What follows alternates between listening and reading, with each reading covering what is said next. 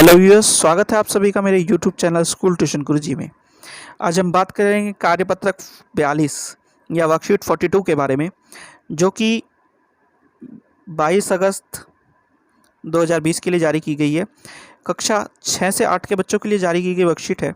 यहाँ बच्चे अपना नाम लिखेंगे और यहाँ पे अपने कक्षा अध्यापक का नाम लिखेंगे। ये एक तरह से समझ सकते हैं मैथ्स की वर्कशीट है। इसमें कुछ महत्वपूर्ण जानकारियाँ दी गई हैं जो कि बच्चों को अच्छी तरह समझनी चाहिए, क्योंकि अब जो मौसम चल रहा है, धीरे धीरे बारिश भी हो रही है और उमस सी जो मौसम में है, जिस वजह से कई सारी बीमारियां हो सकती हैं, उनका ध्यान रखना ज़रूरी है।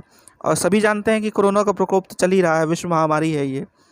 तो कुछ बच्चों के लिए जो है नई चीज़ लाने की वजह से इस वर्कशीट को इस तरीके से जारी किया गया है कि बच्चों को कुछ सीखने को भी मिले और कुछ उनकी ज्ञान में वृद्धि भी हो। तो ये क्या कह रही है वर्कशीट या कार्यपत्रक, आइए देखते हैं।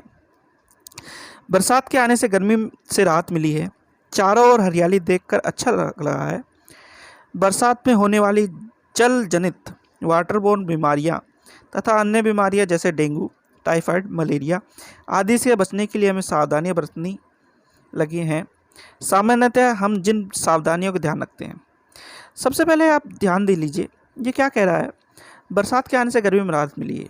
हाँ, ये सच बात है, बरसात के आने से थोड़ी गर्मी में राहत जरूर मिली है और हमारे चारों ओर हरियाली देखने को मिल रही है, क्योंकि बारिश की वजह से हरियाली या चारों तरफ पेड़ उग गए हैं, छोटे छोटे पौधे या घास उग गई है, तो इस वजह से हमें हरियाली देखने को मिल रही है। अब क्या कह रहा है आगे? बरसात में होने वाली जल जनित वाटरबोर्न बीमारियाँ। अब जल जनित वाटरबोर्न बीमारियाँ कई तरीके की हो सकती हैं।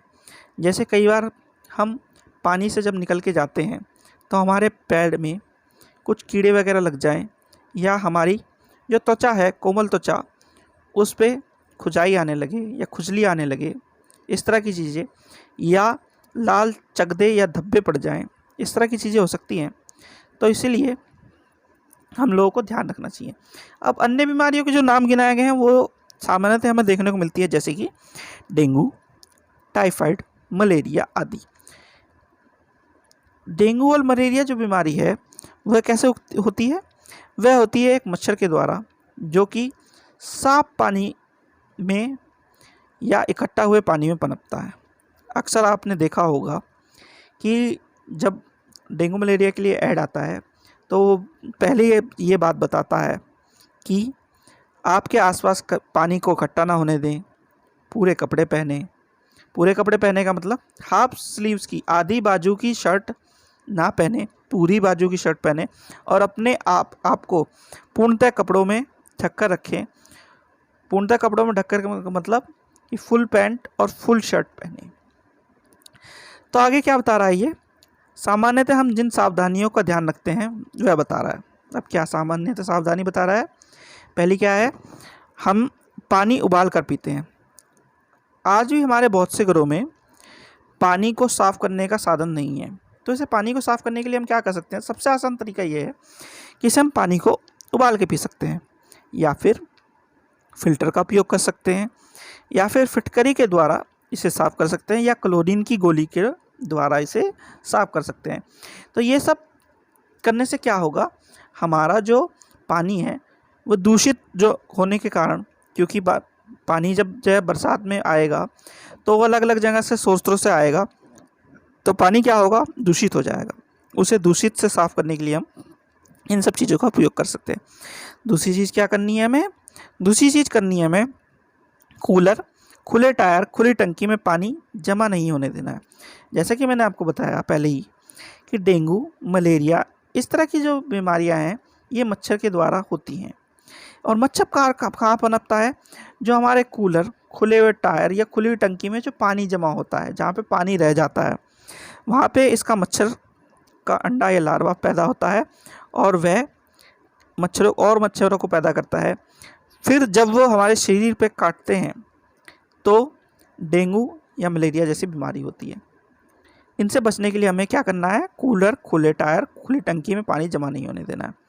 आगे बढ़ते हैं। तो ये कुछ चीज़ें बता रहा है। अब ये क्या बता रहा है, आइए देखते हैं। ये बता रहा है किसी विशेष सप्ताह में एक शहर में निम्नलिखित आंकड़े दिए गए हैं। क्या आंकड़े दिए गए हैं? ऊपर बीमारी का नाम दिया गया है और नीचे मरीज का नाम दिया गया है या मरीजों की संख्या का नाम दिया गया है। मरीजों का नाम नहीं, मरीजों की संख्या का नाम दिया गया। क्या कह रहा है इसमें? डेंगू कितने मरीज हैं? 86, 86। अब आगे है मलेरिया। मलेरिया के कितने हैं? 122 या 122। टाइफाइड के 231 या 231। चिकनगुनिया के 95 या 95। बुखार के 452 या 452। डायरिया के 385 या 385 और खांसी जुकाम के 543। ठीक है, 543। ठीक है बच्चों, तो ये क्या दिया इसने? कुछ आंकड़े दिए कि ये न बीमारियों के नाम हैं और इन बीमारियों के मरीज इतने नंबर में शहर में एक विशेष सप्ताह में आए।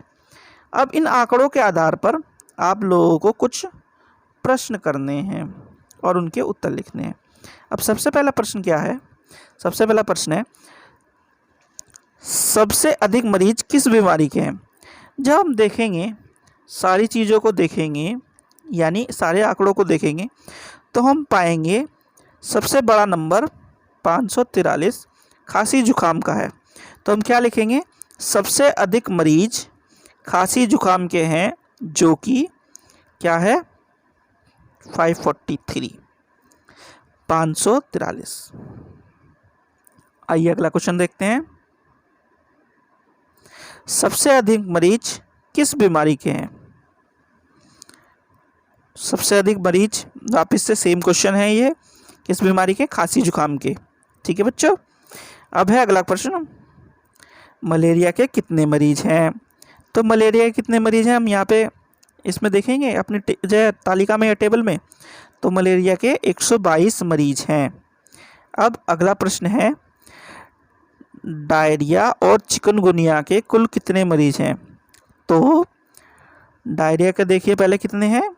385 और चिकनगुनिया कितने हैं? 95। तो हम क्या करेंगे? 385 जमा 95, तो ये हो गया 10, एक ऊपर चला गया, यहाँ 8, एक और ऊपर चला गया 4। तो डेंगू और चिकनगुनिया के कुल कितने मरीज हो गए? 480। दोनों को जोड़ने पे कितने मरीज हो गए? 480 मरीज। ठीक है बच्चों, अब आता है आपका मेन प्रश्न। मेन प्रश्न क्या कह रहा है आपका? बरसात के दिनों में बीमारियों से बचने के लिए हमें और किन किन सावधानियों को ध्यान रखना चाहिए? बरसात के दिनों में बीमारियों से बचने के लिए हमें किन किन सावधानियों का ध्यान रखना चाहिए?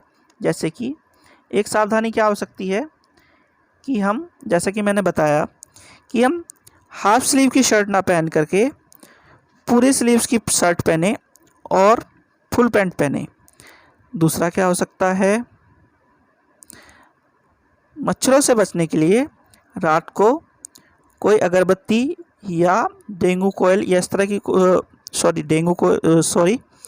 कोई कॉइल इस तरह की जला करके सोएं जो डेंगू या मलेरिया के मच्छरों को भगा सके। ठीक है बच्चों, तीसरे नंबर पे क्या कर सकते हैं? कोशिश करें जहाँ तक हो सके साफ पानी पिएं। इस तरह की कुछ सावधानियां हम बरत सकते हैं और आप और सावधानियों को लिखें, कम से कम इन्हें 5 लिखें। ठीक है बच्चों, आशा करता हूँ आपको वर्कशीट पसंद आई होगी। इसे ध्यान से करें और ध्यान से पढ़ें। ठीक है बच्चों, थैंक यू।